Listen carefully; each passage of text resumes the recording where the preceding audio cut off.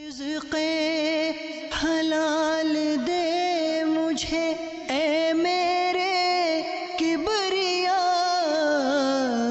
دیتا ہوں تجھ کو واسطہ تیرے حبیب کا، دیتا ہوں تجھ کو واسطہ تیرے حبیب کا۔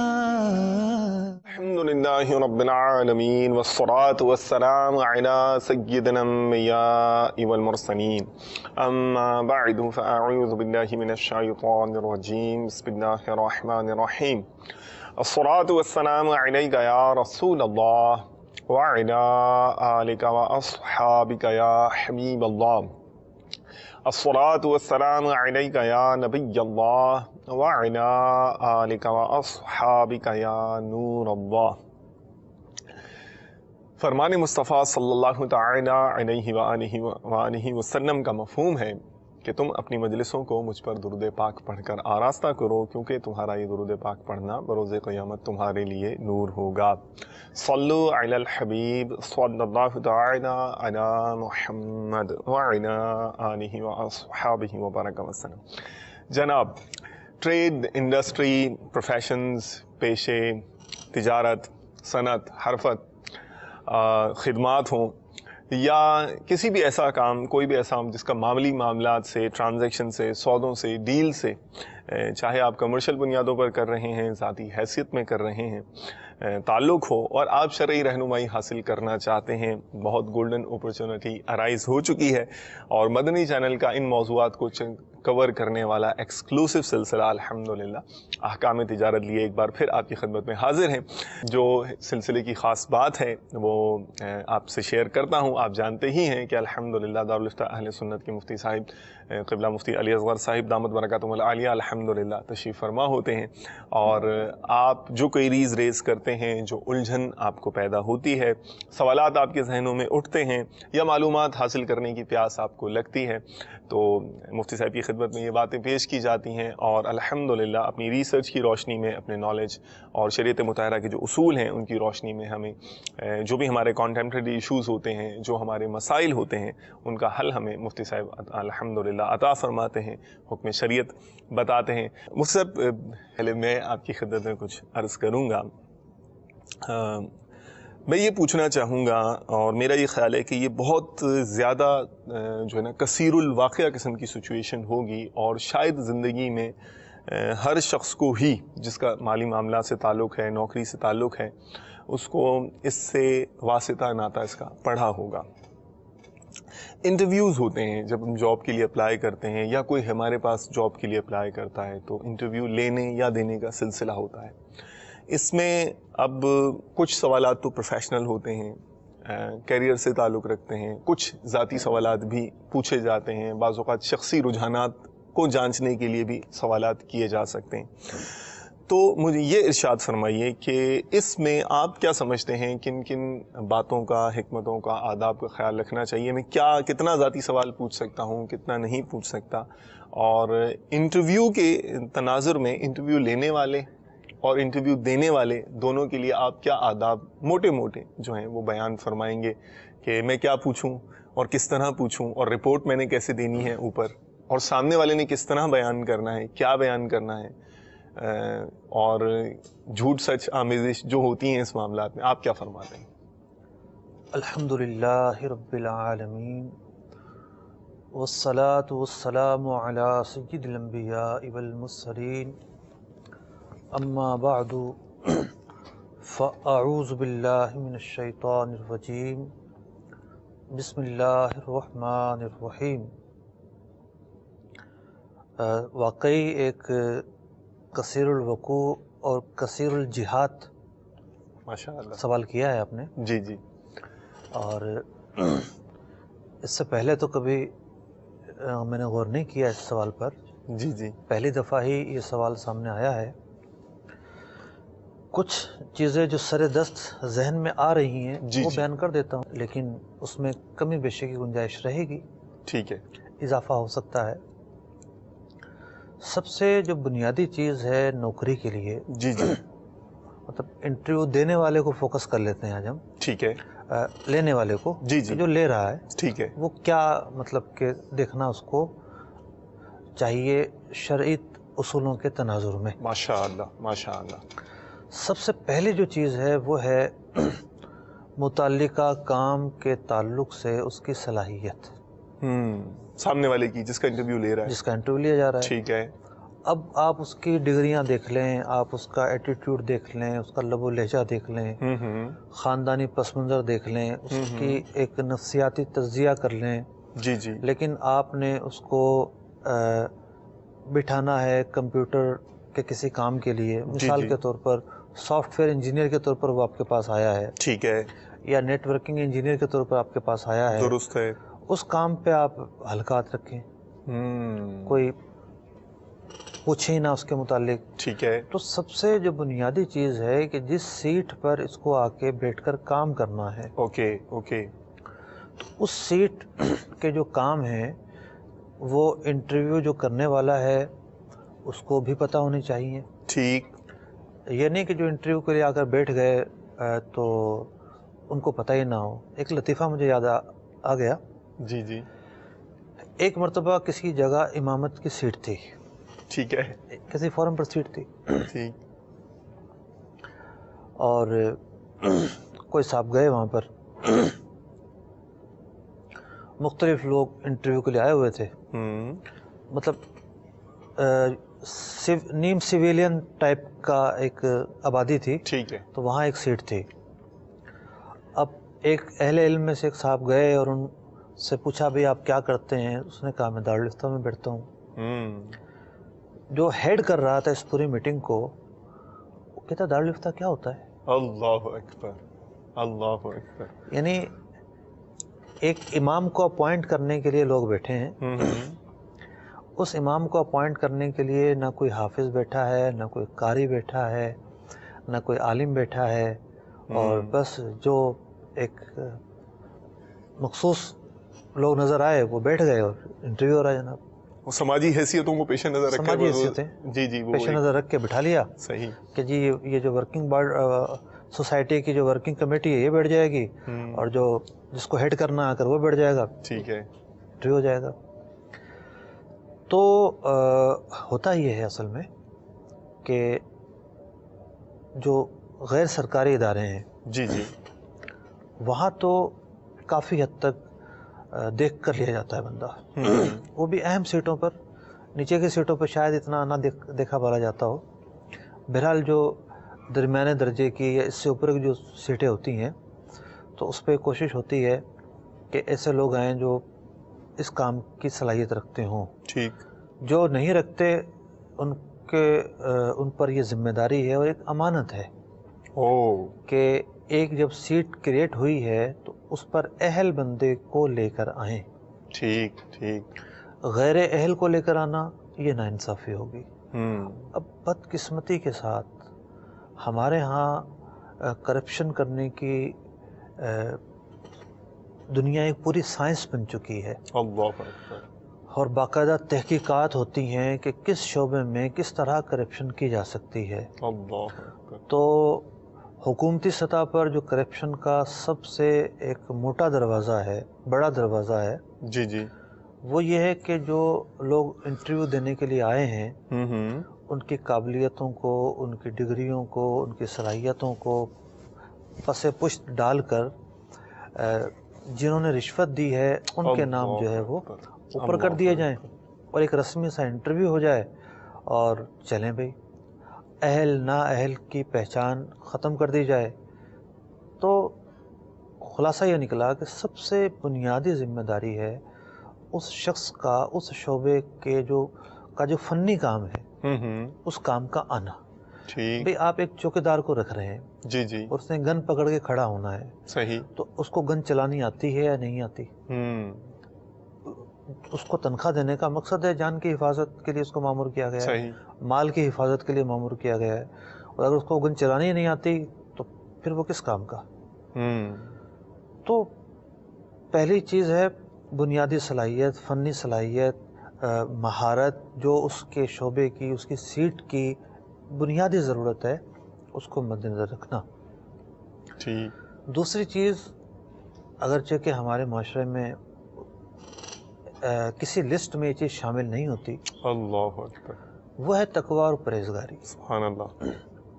کہ ایک شخص مثال کے طور پر 3-4 افراد ایسے آ گئے جو اس کام کو جانتے ہیں. ٹھیک.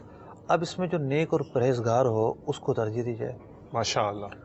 وہ وہاں کے ماحول کے لیے بھی سازگار ہوگا اور کام بھی دیانتداری سے کام کرے اس گا. کو دیا جائے گا، ماشاء وہ بھی اللہ. دیانتداری سے کرے گا. پھر رہا آپ کا سوال یہ کہ کس حد تک سوال کیے جا سکتے ہیں، تو ایک تو انٹرویو جو ہے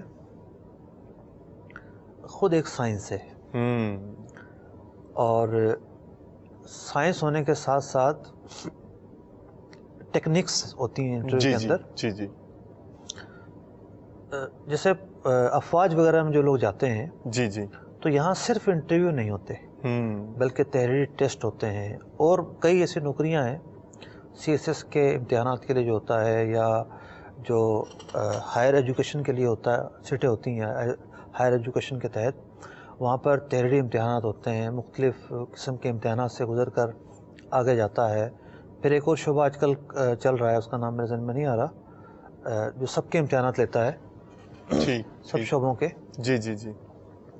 میں نے بھی اپنی پی ایچ ڈی کے داخلے کے لیے اس کا امتحان پاس کیا تھا. جی جی. N T S. جی. تو ٹاپ 10 میں تھا میں. ماشاء اللہ. تو یہ کیا ہوتا ہے کہ اس کے امتحانات ہوتے ہیں، ریٹن امتحانات کے ذریعے صلاحیتوں کو جانچا جاتا ہے، پھر نمبر وغیرہ دیکھ کر شارٹ کیا جاتا ہے اور پھر لایا جاتا ہے.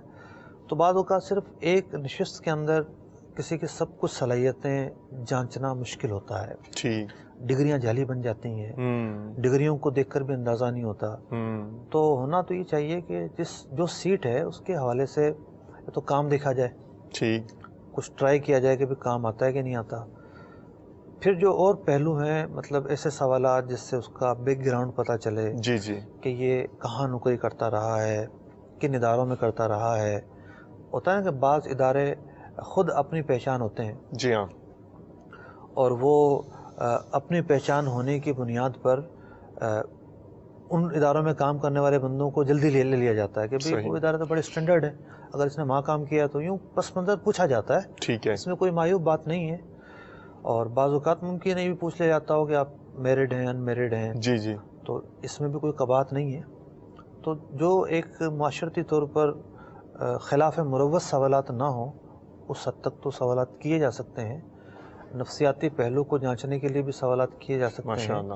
یہ بھی انٹرویو لینے والوں کا ایک حق ہے، کیونکہ ایک شخص بعض اوقات بڑا ہی قابل ہوتا ہے، لیکن اس کی نفسیاتی کیفیت ایسی ہوتی ہے کہ وہ کام کر نہیں سکتا. صحیح، درست ہے. اس کی جو ہسٹری ہے بعض اوقات اس سے بھی اندازہ ہوتا ہے. جی جی. کہ ہر 6 مہینے بعد یہ ادارہ چینج کر رہا ہوتا ہے. جی جی جی جی. کیوں چینج کر رہا ہوتا ہے یہ ادارہ؟ صحیح. کیا ایسی وجہ ہے؟ تو اس سے ایک تھوڑا ڈاؤٹ ہوتا ہے انٹرویو لینے والوں کو. تو یہ 2-4 باتیں میں نے بیان کر دی. بہت پیارا. کالز کی ظاہر جو وہ لائن لگی ہوئی ہے، میں چاہتا ہوں کہ آپ کی طرف اس کو بڑھایا جائے. پہلے ہم 2 کالز لیں گے اور 2 کر کے پھر اسپین جو ہے نا وہ چلاتے جائیں گے. تو پہلی 2 کالز اور آج کے پہلے کالر، چلیے دیکھتے ہیں کون ہے. میرا نام محمد جعفر اطفاری ہے، میں باب المدینہ کراچی سے عرض کر رہا ہوں. الحمدللہ احکام تجارت آپ کا سلسلہ بہت پیارا ہے، اور میں الحمدللہ اتوار والے دن اس کا اب انتظار کرتا ہوں کہ یہ شروع ہو اور میں اسے دیکھوں. اور مفتی علی اصغر صاحب کی یعنی کہ دلچسپ گفتگو سے یعنی کہ بہت مزہ آتا ہے نا ان کو سننے میں. میرا یہ سوال ہے کہ مجھے یعنی کہ الحمدللہ میرا کاروبار تو چل رہا ہے اور کسی کی انویسٹمنٹ کی کوئی ایسی حاجت نہیں ہے. میرے بھائی جو کہ میرے سگے بھائی ہیں، انہوں نے کہا کہ جیسے کہ میرے پاس ایکسٹرا پیسے رکھے ہوئے ہیں، تو میں نے کہا کوئی ایسی آئٹم مل رہی ہوگی نا تو میں آپ کے لیے خرید لوں گا اور پھر اس کو بیچ کے جو نفع ہوگا وہ آپ کو دے دوں گا. تو پھر کوئی یعنی کہ یہ طے نہیں کیا کہ اس کا کتنا پرسنٹیج نفع ہوگا. میں نے اس نیت سے الحمدللہ لیے کہ جیسے کہ مجھے اس میں نفع وغیرہ نہیں چاہیے نا، جو بھی ان کا ایکسپینس ہوگا، جو بھی ان کی پروڈکٹ لیں گے اور پھر یعنی کہ ان کا الگ بل بک بن جائے گی جیسے کہ، اور پھر اسی میں ان کا الگ بل کٹے گا اور پیمنٹ وغیرہ جو آئے گی وہ الگ یعنی کہ ان کی جمع کر کے اور ان کو یعنی کہ ود پروفٹ یعنی کہ جو بھی پروفٹ ہوگا وہ ان کو دے دوں گا. یعنی کہ میں نے اپنا نفع کا یعنی کہ ذہن بنایا کہ میں نہیں لوں گا نا. تو یہ یعنی کہ اس میں کوئی یعنی کوئی احتیاط کی ضرورت ہے؟ اگر ہے تو آپ بتا دیں. माशाअल्लाह, मुझे बड़ी खुशी हुई आपका सवाल सुनकर, और यहाँ लगे हाथों ये भी अर्ज़ करता चलूँगा माशाअल्लाह आप बहुत पाबंदी से, जिस तरह आप कह रहे हैं और बाकायदगी और इंतज़ार के साथ सिलसिला देखा करते हैं, तो आप ये मुहिम भी चलाना शुरू कर दीजिए कि ज़ाहिर है आप बिज़नेस की फील्ड से आपका ताल्लुक़ है तो कनेक्शंस भी बिज़नेसमैन से ज़्यादा होंगे, तो उनमें जो आप अहकाम तिजारत बाकायदगी से देखते हैं, मदनी चैनल देखते हैं, मरहबा, बहुत अच्छी बात है। और जिन तक अभी ये पैगाम पहुँचाना बाकी है, दुनिया तो बहुत बड़ी है, तो आप भी अपना हिस्सा ज़रूर डालिए और उन तक अहकाम तिजारत, मदनी चैनल, मदनी मुज़ाकरों का तारुफ ज़रूर पहुँचाइए इंशाअल्लाह अज़्ज़ा वजल। यूँ आपकी अपने मामलात भी दुरुस्त होते रहेंगे और आपके ज़रिए से इंशाअल्लाह दीन की तरवीज व इशाअत में आपका हिस्सा भी शामिल होता रहेगा। आपका सवाल मुफ्ती साहब ने सुन लिया है, जवाब के लिए जब आप इंतज़ार करिए और इंशाअल्लाह कुछ ही देर में जवाब सामने आ जाता है। Next question please. मेरा सवाल ये गाड़ी की किस्तों के बारे में है कि एक इस तरीके से भी मामला होता है कि जब आखिरी कुछ किस्तें रह जाती हैं तो कभी कंपनी ऑफर करती है कि अगर आप बाकी किस्तें एक मुश्त दे दें तो आपको एक या दो किस्तें जो है वो माफ कर दी जाएंगे, खत्म दे देंगे। और कभी ऐसा होता है कि बायर जो है वो कहता है कि मैं कंपनी को कहता है कि मैं आपको कीमत देने के लिए तैयार हूँ एक मुश्त, आपकी इतनी किस्तें 10 किस्तें बाकी हैं तो आप मुझे कितना डिस्काउंट दोगे। तो उस सूरत में वो भी एक दो किस्तें देते हैं, तो ये सूरत, दोनों सूरतें सही हैं? अभी पूछ लेते हैं जी मुफ्ती साहब। जावेद साहब की जो सूरत थी, जी जी, जो इनका सवाल था, चूँकि इनके भाई हैं, जी जी, तो भाई होने की बुनियाद पर ही नफ़ा नहीं लेना चाहते, तो एक तरह से इनकी हैसियत पार्टनर की तो बनी ही नहीं। ओके। पार्टनरशिप तो उस वक्त बनती है ना कि जब दो मूड हैं पार्टनरशिप के, शिरकत में दोनों पैसे मिलाते हैं, मुदारबत में एक पैसे मिलाता है और एक की मेहनत होती है, ठीक है, लेकिन नफ़ा दोनों में मुनासिब एक तनासुब से तकसीम होता है। ओके, तो नफ़े की सूरत यह है ही नहीं। ठीक है, ये सूरत है वकाला मॉडल। ओके, कि एक शख्स दूसरे की तरफ से बतौर वकील कोई काम करे, ठीक। तो वकाला मॉडल में अगर वो तय करे तो अपनी सर्विस के पैसे ले सकता है, और नहीं लेना चाहता तो इसका भी इख्तियार है, ठीक। तो गोया कि ये एक अपने भाई की तरफ से एक काम करेंगे उनकी बिहाफ पर। पहले तो उनको बता दें कि मैं आपकी बिहाफ पर ये काम करूँगा और माल का जो भी नुकसान है, नफ़ा है, वो आपके ऊपर है। भाई एक प्रोडक्ट ऐसी है कि वो आएगी और बिक जाएगी और नफ़ा सामने आएगा, जी जी, ये चीज़ अपनी जगह पर है, लेकिन उस चीज़ में टूट फूट हो सकती है, कोई हादसा हो सकता है, तो ये क्लियर कर दिया जाए कि ये आपका पैसा ज़रूर है, लेकिन अगर कोई ऐसी ऊंच नीच होती है तो जाहिर बात है ये आपकी ही कहलाएगी। ठीक। तो भाई इनके पैसे दे रहे हैं जी, ये बगैर नफ़ा लिए वो सामान बेचेंगे, उसका अलग हिसाब किताब रखेंगे और जो भी नफ़ा नुकसान होगा उनको दे देंगे। ठीक है, जायज़ है, सिर्फ इतना है कि क्लियर कर दें भाई को भी कि मैं कोई नफ़ा नहीं लूँगा, मैं वैसे ही आपके साथ ही काम कर रहा हूँ, आपस की बात है, तो ठीक है। मरहबा, माशाअल्लाह।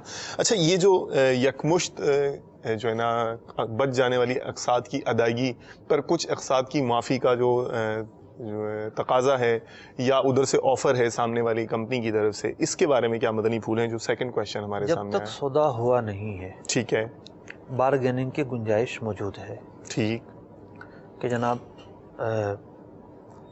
बारगेनिंग करते हुए 10 नहीं 12 दूंगा, 12 नहीं, कीमत उसकी कम करवाई जाए, इसकी गुंजाइश मौजूद है। एक सूरत ये है कि मालिक की बस क्या उसके सोच में आया, आप पैसे लेकर गए, उसने कहा कि चलो यार 10 रुपये कम दे दो या 1000 रुपये कम दे दो, लेकिन सौदा जो है सौदा हो गया, ठीक है, आप कीमत लेकर गए, उसने कहा कि चलें ये थोड़ा आप रख लें, खुश हो जाएं, मौज करें, ठीक। ये सूरत भी, इसकी भी गुंजाइश है। ओके ओके, इबरा अनिसमन इसको कहते हैं, ठीक। लेकिन ये जो सूरत है जो साइल ने पूछी है, जी जी, कि एक शख्स मकरूज है, मदयून है, और उसने जो चीज़ ख़रीदी है उसकी किस्तें बांध दी हैं, एक टाइम पीरियड मुकर्रर हो गया है। ओके, मिसाल के तौर पे कि 6 महीनों में अदायगी होनी है, 6000 रुपये देने मिसाल के तौर पर, ठीक। अब 4 महीने में इसके पास पैसे आ गए, ये चाहता यह है कि میں چونکہ وقت سے پہلے پیسے دے رہا جی ہوں، جی، اس لیے مجھے سستی دے دی جائے۔ تو ایگزیکٹلی، یہاں نہ تو ایسا ہے کہ مالک کسی وجہ سے جو ہے وہ پیسے کم کر رہا ہے، ٹھیک، مالک یہاں اگر کم کرے گا تو اس ٹائم پیریڈ کی بہاف پر کم کرے گا کہ ٹھیک ہے تم مجھے پہلے دے رہے ہو اس لیے آپ کو اتنے پیسے میں نے کم کیے، ٹھیک، یا یہ شخص اگر مطالبہ کر رہا ہے تو اس لیے مطالبہ کر رہا ہے میں وقت سے پہلے دے رہا ہوں، پہلے دے رہا ہوں، جی اس جی لیے جی، میں نے کیے۔ تو مذاہب اربع یعنی احناف کے نزدیک، شوافی کے نزدیک، اللہ حنابلہ کے نزدیک، مالکیہ کے نزدیک یہ صورت سودی معاملہ ہے، اللہ اکبر، غیر اللہ شرعی اکبر، کام ہے اور سودی کام ہے، اور ایسا جو نفع ہوگا وہ مال حرام کہلائے گا۔ اللہ اکبر، لہٰذا اس طرح کی کسی بھی صورت اپنانے کی اجازت نہیں ہے۔ ٹھیک ٹھیک ٹھیک ٹھیک، صحیح، جزاک اللہ خیراً۔ Further 2 calls please. صلو علی الحبیب صلی اللہ تعالی علی محمد وعلی آلہ واصحابہ وبارک وسلم۔ میرا نام فرحاد قاسم اثاری ہے، میں مدینہ الاولیاء ملتان شریف سے بات کر رہا ہوں۔ میری زرعی ادویات کا کاروبار ہے۔ احکام تجارت میں میرا سوال ہے کہ کچھ کاشتکار نقد دوائی اور کچھ ادھار لے جاتے ہیں، کیا دونوں کو ایک ریٹ دینا چاہیے یا اس میں فرق ہو؟ اور جو ہمارا کاروبار ہے اس سے کتنا پروفٹ لینا چاہیے؟ مہربانی، جزاکم اللہ خیر۔ آمین۔ ٹھیک ہے جی، ساتھ ساتھ رہیے اور نیکسٹ کال بھی شامل کر دیجئے۔ میں غلامی حسین اطاری سانگلہ ہل شہر سے کر رہا ہوں۔ مفتی صاحب کی بارگاہ میں سوال یہ ہے کہ ہمارے شہر سانگلہ ہل میں ڈسٹریبیوٹر حضرات کی یونین بنی ہوئی ہے، اس کے تقریباً 50 رکن ہیں۔ یہ اراکین آپس میں ماہانہ چندہ کوئی 300 کوئی 500 اور کوئی 1000 روپے جمع کرواتا ہے۔ کیا اس طرح جو چندہ جمع کیا جاتا ہے اس فنڈ میں سے ساروں کی رضامندی کے ساتھ قرعہ اندازی کے ذریعے عمرہ شریف کیا جا سکتا ہے یا نہیں؟ جواب ارشاد فرمائیے۔ ٹھیک ہے، ابھی پوچھ لیتے ہیں جی مفتی صاحب۔ جو ایگریکلچر انڈسٹری سے ریلیٹڈ سوال ہے، ادویات کا، پیسٹیسائڈز وغیرہ کا، تو نقد ادھاری سوال تھے ان کے۔ پہلا سوال یہ تھا کہ نقد بیچنے والے کو سستا اور مہنگا بیچنے والے کو ادھار بیچنے والے کو مہنگا، یہ کرنا کیسا؟ ٹھیک ہے، تو سودا جب نہیں ہوا، صرف بارگیننگ ہو رہی ہے، تو اس طرح کی آفر کی جا سکتی ہیں۔ ٹھیک ہے، سامنے والے کی پیشکش کو دیکھ کر کے وہ ادائیگی کب کرے گا؟ صحیح، ایک شخص نے اپنی چیز کے پیسے لینے ہیں۔ اب جو پہلے گفتگو کی اور جو اب سوال چل رہا ہے، ظاہر اس میں تھوڑا سا فرق ہے۔ ٹھیک ہے، کہ وہاں پر ایک سودا ہو گیا، سودا ہو جانے کے بعد اس چیز کی قیمت 6000 روپے تھی، لیکن 4 مہینے میں جب ادائیگی ہو رہی ہے تو وہ کہہ رہے ہیں میں 4.5 دوں گا، گاہک تقاضا کرتا ہے کہ 4.5 لے لو، 5 لے لو، 6 نہ لو، 6 نہ لو، یس۔ یہاں بھی ایسا ہی ہے، جو شخص جو ہے نقد خرید رہا ہے اس کو 5000 روپے کی چیز بیچ دی جاتی ہے، ٹھیک ہے، ادھار والے کو کہا جاتا ہے کہ 6000 روپے کی آپ کو ملے گی۔ صحیح، دیکھیے یہاں پوری چیز کی قیمت بتائی جا رہی ہے۔ اوکے اوکے، اس چیز کی یہ قیمت ہے، اس چیز کی یہ قیمت ہے۔ ٹھیک ہے، مثال کے طور پر بعض اوقات ایسا ہوتا ہے نا کہ جو خریدار ہوتا ہے وہی دکان پہ آ کے اٹھا کر لے جاتا ہے، لیکن بعض اوقات ایسا ہوتا ہے کہ دکان والے کو پہنچانی پڑتی ہے۔ جی جی، تو اس بحاف پر بھی وہ اپنا دیکھتا ہے کہ مجھے کتنا جو ہے نا وہ کتنے میں دینی ہے، کتنے میں لینی ہے، ٹھیک ہے، یہ ہوتے ہیں ترجیحات کے اسباب۔ صحیح، ایک مکان ہے کارنر کا، ایک مکان ہے ایسٹ اوپن کا، ایک ہے ویسٹ اوپن کا، صحیح صحیح، ایک ہے درمیان کا، تو ان میں سے ہر ایک کی قیمتیں الگ الگ ہوں گی۔ درست ہے، تو کیا ہے کہ یہ ترجیحات کے اسباب مختلف ہوتے ہیں۔ ٹھیک ہے، ایک چیز کا مالک اپنی چیز کی قیمت کسی موقع پر وہ زیادہ لینا پسند کرتا ہے، کسی موقع پر کم لینا پسند ٹھیک کرتا ہے، ہے۔ اتار چڑھاؤ مارکیٹ میں آتا رہتا ہے، جی ٹھیک ہے، لیکن وہ چیز کی قیمت لے رہا ہے، ٹھیک، وقت ٹائم وقت پیریڈ کے کی اگینسٹ میں نہیں لے رہا۔ ماشاء اللہ ماشاء اللہ، پہلا جو سوال تھا اس میں کیا ہوا تھا، چیز کی قیمت مقرر ہو گئی، ہو گئی، اب جو کچھ لین دین ہو رہا ہے وہ وقت کے مقابلے سودا ہو گیا، تو ماشاء وہ اللہ، اب بارگیننگ کا آپشن تو کلوز ہو گیا نا۔ ٹھیک ہے، اب آگے ٹائم پیریڈ کی بنا پر جو ہے وہ خالصتاً ٹائم اور پیریڈ کو مقصود بنا کر جی جی اس کی قیمت مقرر کی گئی ہے، ماشاء تو وہ سودی معاملہ ہے۔ ٹھیک ہے، یہاں ٹائم اور پیریڈ ضمنی چیز ہے۔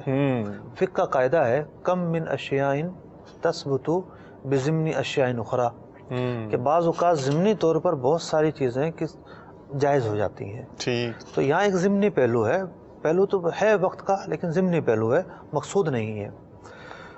تو اب خلاصہ یہ نکلا کہ نقد والے کو سستی اور ادھار والے کو مہنگی اس شرط پر بیچنا جائز ہے کہ جب بارگیننگ ہونے سے پہلے کوئی ایک قیمت طے ہو جائے۔ ٹھیک ہے، بارگیننگ ہوتے ہوتے ایک قیمت طے ہو جائے، ڈن ہو گئی، سودا ہونے سے پہلے سودا ہو تو ایک قیمت پر سودا کلوز ہو جائے۔ اوکے، آگے کوئی آپشن نہ ہو کہ جناب 6 اتنے میں نے پیسے دیے تو اتنے کی ہو جائے گی، 4 میں دیں گے تو اتنے، 3 میں دیں گے تو اتنے، اس طرح کے آپشن ہونا یہ غیر شرعی معاملہ ہو جائے گا۔ ٹھیک، ان کا دوسرا سوال تھا کہ کتنا نفع رکھا جائے۔ جی جی، دیکھیں نفع اتنا رکھا جائے کہ لوگوں پر ان چیزوں کا خریدنا دشوار نہ ہو جائے۔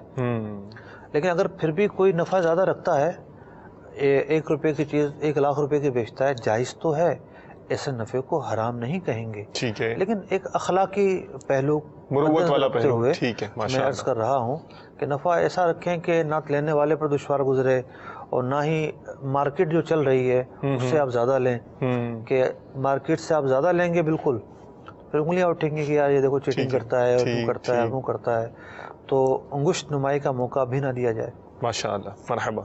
اچھا، جو خادم حسین صاحب کا سوال تھا وہ یونین والا، اور جو ایک کسی شہر کی یونین تھی اس میں چندہ دیتے تھے سارے اراکین۔ امداد باہمی اور تعاون جو باہمی ہیں اس کا جو تصور ہے وہ یہی ہے ماشاء اللہ کہ مختلف جو لوگ ہیں وہ مختلف فورمز پر کچھ کنٹریبیوٹ چندہ کرتے اکٹھا کریں، ٹھیک ہے، اور وہ چندہ نہ تو لازمی ہو، ایسا نہ ہو کہ جناب کسی نے نہیں دیا اس پر لان تان ہو، اس کو برا سمجھا جائے۔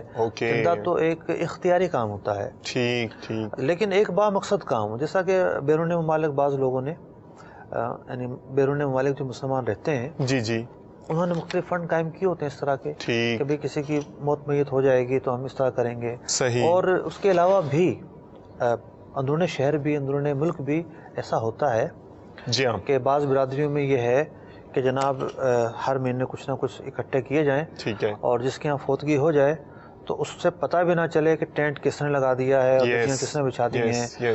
تو اس طرح کے جو امور ہوتے ہیں امداد باہمی اور تعاون باہمی کی صورتیں ہیں تو یہ جائز ہیں، جبکہ اس میں کوئی غیر شرعی چیزیں نہ ہوں۔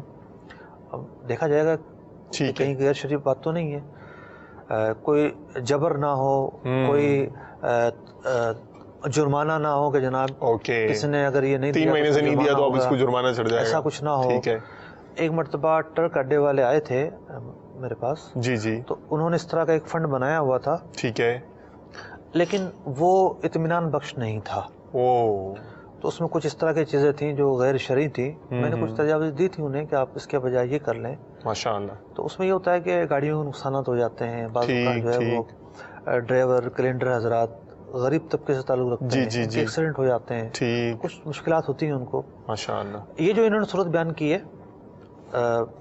یعنی ایز اے ماڈل تو یہ ٹھیک ہے، ٹھیک ہے، کوئی حرج نہیں ہے، اور جس کی قرآن اندازی ہوگی وہ عمرے پہ جاتا ہے تو اس کا عمرے پہ جانا بھی صحیح ہوگا، حج پہ جاتا ہے تو حج پہ جانا بھی صحیح ہوگا، لیکن اس میں کوئی غیر شرعی باتیں نہ ہو۔ ٹھیک ہے، تو اگر زیادہ ہی تفصیلی معلومات کرنا چاہیں تو پوری جو شرائط و ضوابط ہیں اس کو بیٹ کروا لیں۔ سب سے بہتر طریقہ یہ ہے کہ ایک شرائط نامہ بنوا لیں، ٹھیک ہے، دارالفتہ آ جائیں، جی ماشاء اللہ، اور دارالفتہ آنے کے بعد اب ممکن انہیں سرگودا کا دارالفتہ نزدیک پڑے یا پنڈی کا یا لاہور کا، یہ کہاں سے تھا میں بھول گیا، سانگلہ ہل کہاں ہے مجھے جغرافیکل لوکیشن، جی کون سا قریب سٹی، تو آ کے دارالفتہ میں بیٹھ کے پورا بنوا کے تحریری پورا ایک ضابطہ اخلاق اور ضابطہ طریقہ کار جو ہے وہ بنوا کے اس کے مطابق اس کو چلایا جا سکتا ہے۔ ماشاء اللہ، مرحبا، کالز پلیز۔ میرا نام محمد بلال انجم مختاری ہے، الین سٹی عرب امارات سے بات کر رہا ہوں۔ حضور یہ ارشاد فرما دیجیے کہ کسی کا مکان گروی پر لینا اس سے اس کے کیا احکامات ہیں، یا اگر کوئی مکان گروی پر رکھتا ہے تو اس کے لیے کیا کیا شرائط ہونی چاہیے؟ ٹھیک ہے، مکان گروی پر آپ لیں گے ہی کیوں؟ ایک تو ہوتا ہے گروی ایک ماڈل ہے، ٹھیک ہے، ایک طریقہ کار ہے، شریعت نے یہ طریقہ کار بتایا ہے، قرآن مجید فرقان حمید کی آیات میں بیان ہوا ہے، ماشاء اللہ، فقہ اسلامی میں پورا باب ہے رہن کا۔ مرحبا۔ اس کا خلاصہ یہ ہے کہ آپ نے کسی کو قرضہ دیا ہے اور اس پر آپ کو بھروسہ نہیں ہے، اوکے، تو آپ اس کی کوئی چیز گروی رکھ لیتے ہیں، ٹھیک، قرضہ جب وہ دیتا ہے تو اس کو لٹا دیتے ہیں۔ صحیح، یہ تو ہے ایک ضرورت کے تحت کیا جانے والا طریقہ کار، ٹھیک ہے، اور ہمارے فقہا نے یہ بیان کیا، کتب میں لکھا ہوا ہے، جو چیز رہن میں رکھی جائے گی، جی جی، گروی لی جائے گی، ٹھیک ہے، اس سے قرضہ دینے والا کسی قسم کا نفع نہیں اٹھا سکتا، اوکے، اس سے نفع اٹھانا سودی معاملہ ہوگا۔ اللہ اکبر، اللہ اکبر۔ اب ہمارے دور حاضر میں جی بالخصوص پنجاب کے ایریاز میں ٹھیک ہے، یہ طریقہ کار ٹرینڈ بنتا جا رہا ہے انویسٹمنٹ کا، اوکے، کہ ایک شخص دوسرے کو پیسہ دے دیتا ہے قرضے کے طور پر، اس سے مطالبہ کرتا ہے مجھے کیا ملے گا، صحیح ہے، کہتا ہے میرا گھر ہے یہ لے لو، کرائے پہ چلا دو، جتنا کرایہ کا لیتے رہو۔ تو قرضہ دے کر یہ نفع اٹھانا ہوا، اور قرضے پر نفع اٹھانا سود ہے، ٹھیک، تو اب جو یہ کرایہ لے گا یہ خالصتاً سودی رقم ہوگی۔ تو اپنے پیسے کو اس طرح رہن وغیرہ کی بنیاد پر، رہن شریعت نے کوئی انویسٹ کا طریقہ نہیں بتایا ہے، صحیح، رہن کو ایک ضرورت کے تحت ایک محدود پس منظر میں بیان کیا ہے کہ یہ رہن ہے اور یہ اس کو دائرہ ہے، ٹھیک ہے، لیکن لوگ جس طرح استعمال کر رہے ہیں وہ طریقہ غلط ہے۔ ٹریڈنگ کے لاکھوں طریقے ہیں، کوئی ایک طریقہ تھوڑی ہے، لاکھوں طریقے ہیں۔